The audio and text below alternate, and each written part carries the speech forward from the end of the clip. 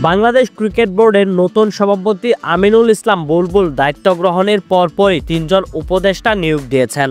তারা হলেন হসপিটালিটি বিশেষজ্ঞ সাখাওয়াত হোসেন, মিডিয়া বিশ্লেষক সৈয়দ আবিদ হোসেন সামি এবং লিগ্যাল অ্যাডভাইজার শেখ মাহাদি। সাখাওয়াতকে বিসিবির ট্যুরিজম স্পেশালিস্ট, সামিকে স্পোর্টস মিডিয়া অ্যানালিস্ট এবং মাহাদিকে লিগ্যাল অ্যাডভাইজার হিসাবে দায়িত্ব দিয়েছেন বুলবুল। তবে তাদের কারোরই পেশাগত ব্যাকগ্রাউন্ড গঠনতন্ত্রে বর্ণিত প্রখ্যাত ক্রিকেটার বা সংগঠকের সংজ্ঞার মধ্যে পড়ে না, যা নিয়ে ইতিমধ্যেই সমালোচনা শুরু হয়েছে।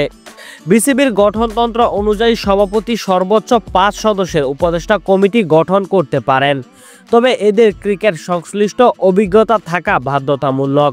অথচ নতুন এই 3 উপদেষ্টার কেউই ক্রিকেটার বা সংগঠক নন।